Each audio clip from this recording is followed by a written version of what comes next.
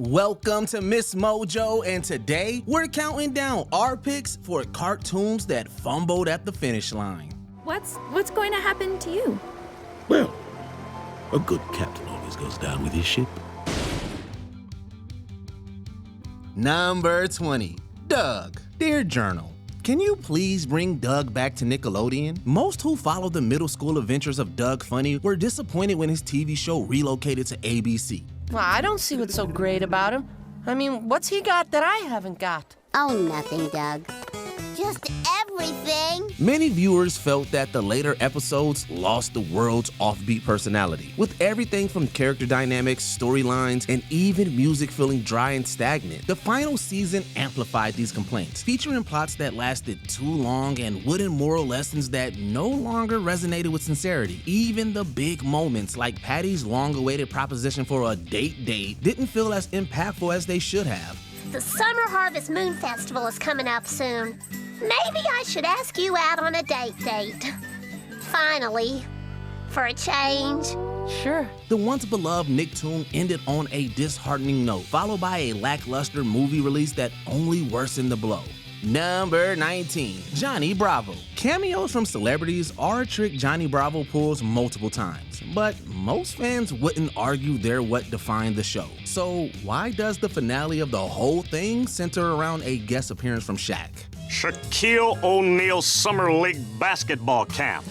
It's gotta be better than the Plumbers Convention. We understand this isn't a show focused on plot. We just like a little more finality in our finale. Does Johnny finally find love, or does he face his ultimate comeuppance? Okay, neither of those is particularly likely, but the final season could have explored these questions. We wanted some change in the status quo, and meeting an NBA star doesn't cut it. Hey, Shaq, I'm ready to play again. Why don't I join you up there? Sorry, Half Pint. Guess my bad luck was all in my head. Thanks for all your help, but I think I can take it from here. Number 18, The Ren and Stimpy Show. Those that did appreciate their bizarre and bawdy take on humor relished the days when creator John Kricfalusi ran the show. After Kricfalusi's departure, the new team struggled to maintain his unique vision, and the final season suffered the worst. And there was a bunch of crap, a whole bunch of crap, a lot of...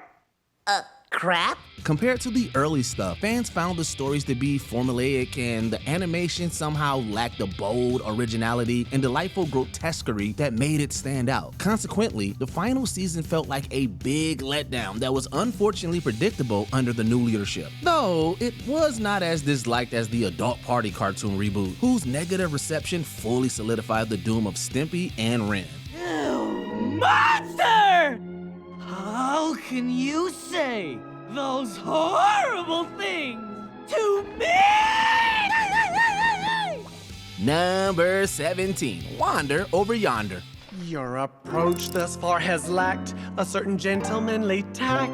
It's time to reassess your presentation, redirect your conversations with... Serialized shows were everywhere in children's animation during this era, from Adventure Time to Steven Universe and even Regular Show. That said, there was still plenty of room for goofy cartoons that were just that, and Wander Over Yonder served that purpose to a T.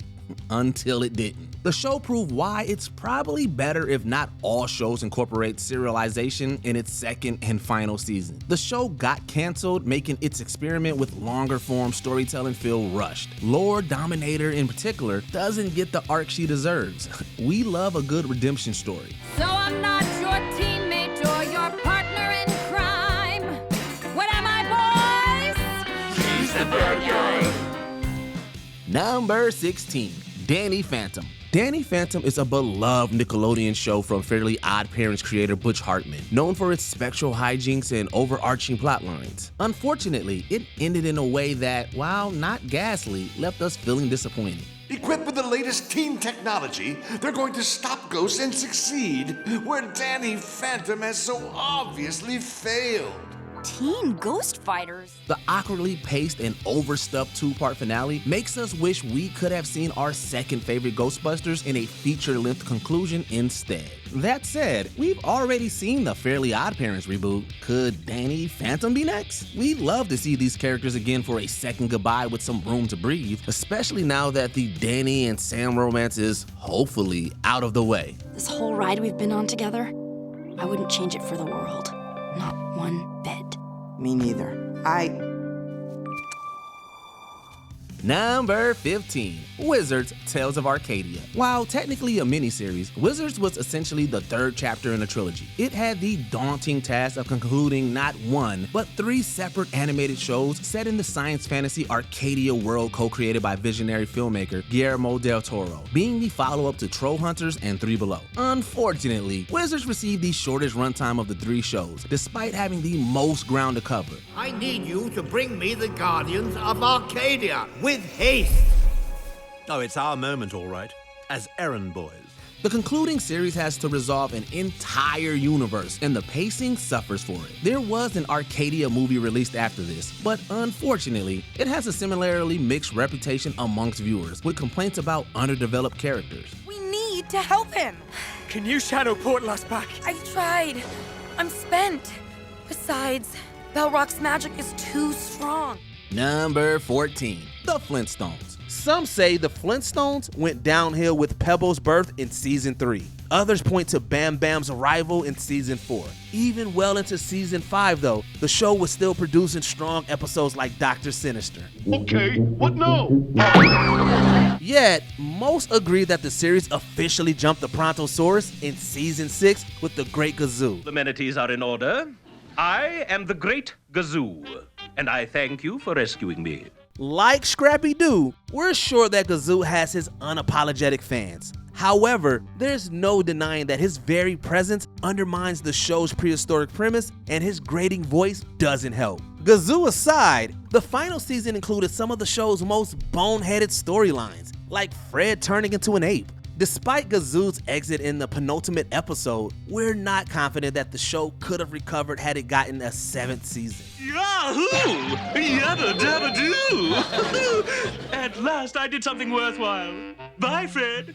Number 13, The Adventures of Jimmy Neutron, Boy Genius. There's an unfortunate trend of even beloved shows dropping off in quality as they enter their final run of episodes. What makes Jimmy Neutron frustrating is the lack of evolution in the characters and cliched plots in the final season. Yeah, I didn't think she'd like a hefty boy with glasses who's into llamas and sleeps with a blankie and has unsightly spots all over his— Too much information! The intended finale is a generic villains band together story, and things could have been more interesting, especially for Jimmy and Cindy shippers. This is a franchise whose pilot was a theatrical movie, and the show was a massive success. Why couldn't the finale season have been just as epic? Nickelodeon, if you're listening, it's not too late to give Jimmy the cinematic send-off or revival he deserves.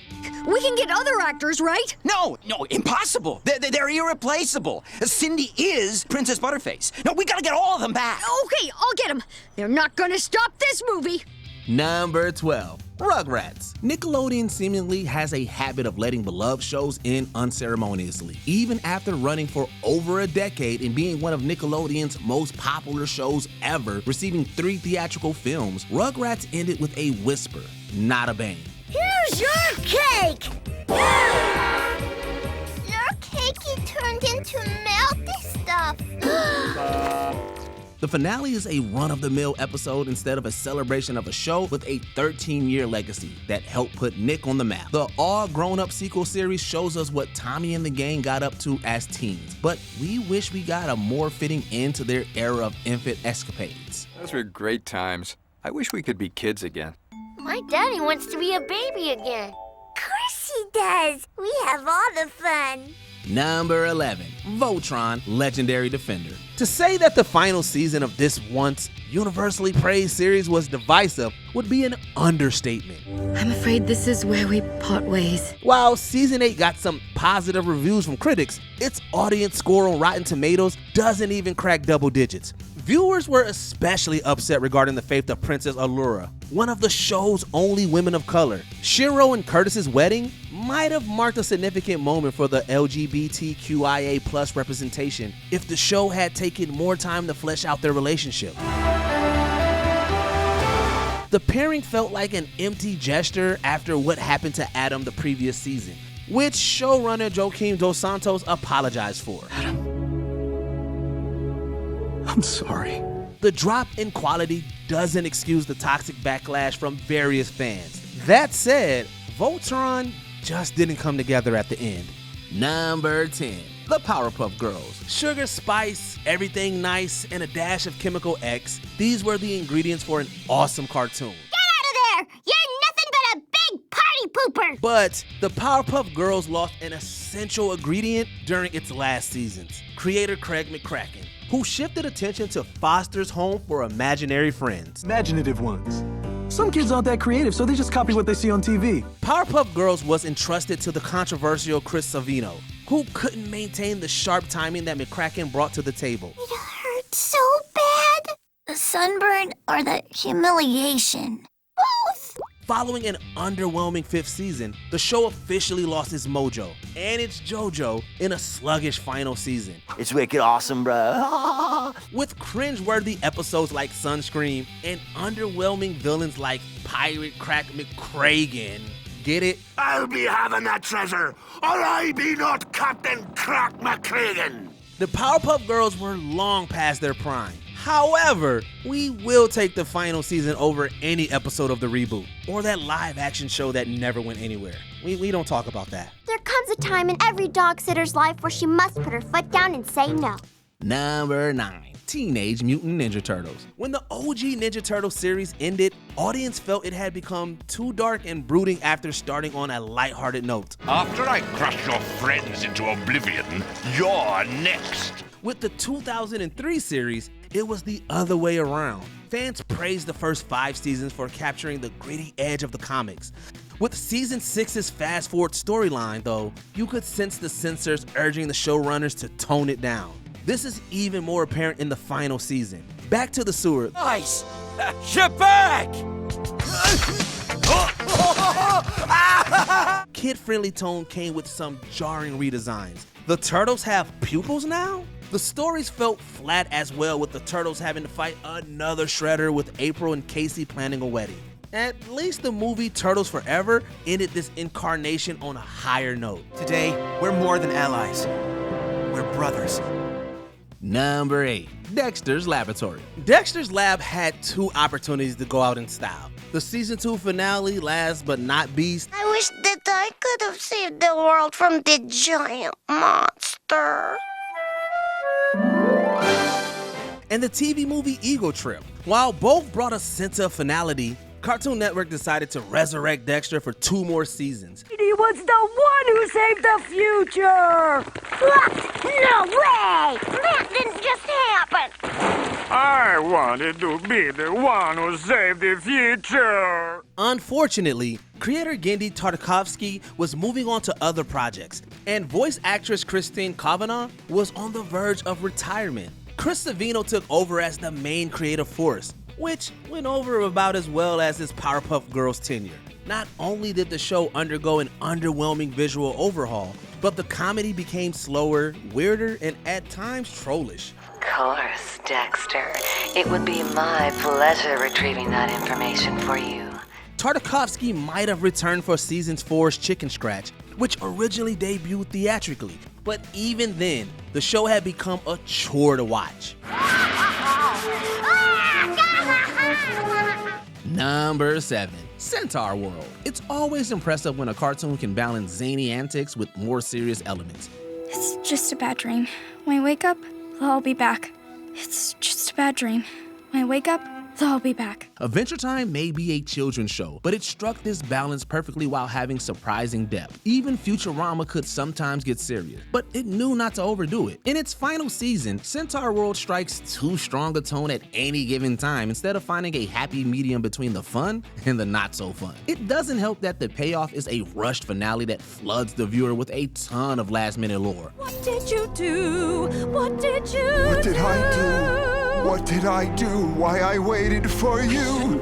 And now you've come to set me free. We'd love to see more experimental adult animation on Netflix, so it's a shame this show didn't live up to the promise of the first season.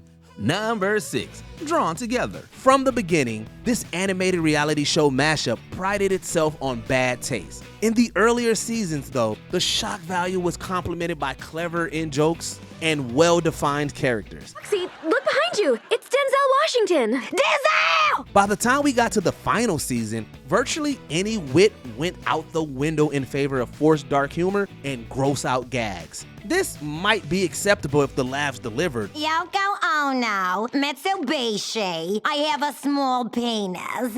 But the creators seem to get wrapped up in the mentality that if a joke is tasteless, it's automatically funny. And if you disagree, then you're just an easily offended snowflake. Which of these 8 ass bags will be banished from the Drawn Together house? A show can be funny and offensive, but we won't tolerate laziness. Season 3 is so lazy that it leaves us on a clip show with many moments that aren't worth reminiscing over.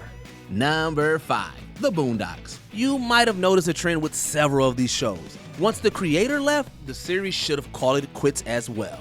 The Boondocks may be the most obvious example. So much of this hilarious, provocative, and insightful show was grounded in Aaron McGruder's biting commentary.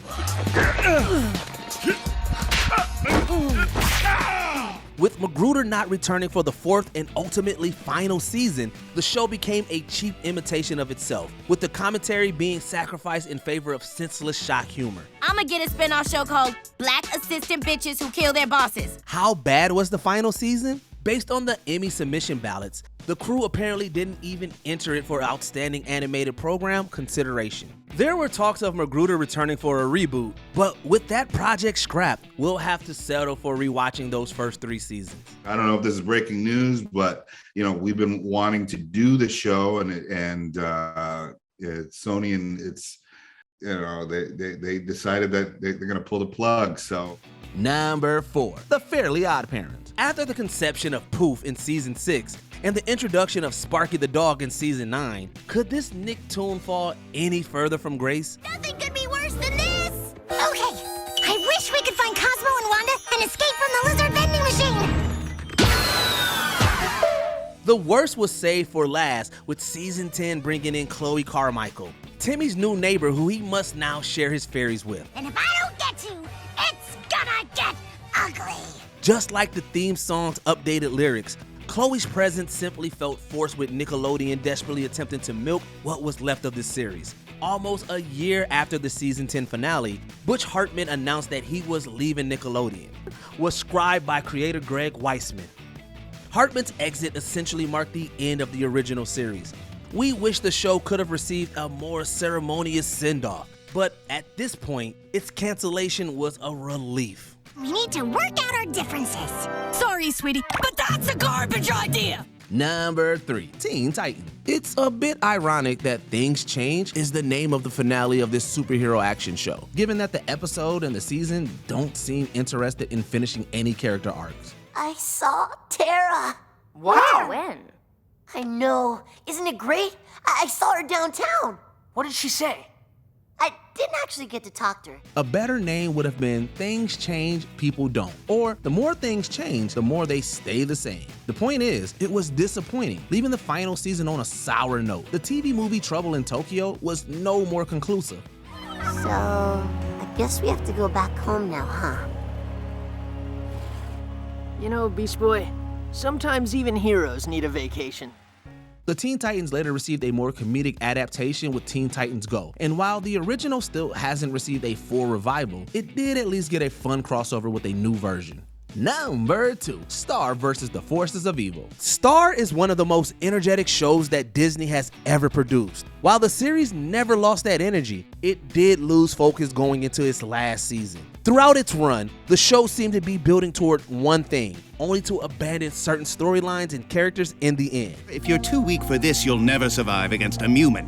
Toffee's presence, in particular, was missed for much of the season. While it's satisfying to see Star and Marco finally declare their true feelings, we should have gotten here much sooner. Okay, can we kiss? Please.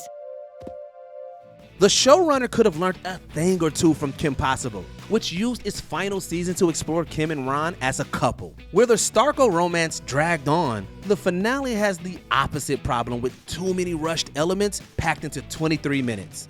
Hey. Hi.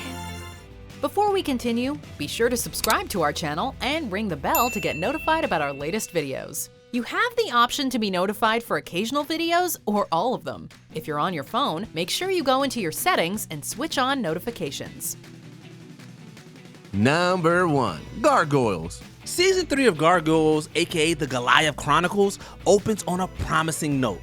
That's because the premiere was scribed by creator Greg Weisman. Brave words for a man who hides his face behind a hood.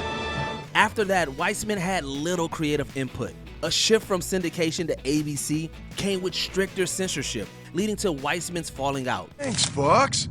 These shades are way cool. The once dark, emotionally complex series was dumbed down with stories about Broadway going Hollywood, while villains like Demona took a backseat. The animation was downgraded as well, with the outsourced Nelvana taking over for Disney television animation. An equitable trade. If you want a Gargoyles continuation with Weisman's personal touch, we'd suggest checking out the comic series that started in 2006. That is, if you can afford to collect them all. Seriously, Disney, we need a reprint. If you're feeling particularly animated about your disappointment in your favorite show's final season, let us know in the comments down below. Who is she?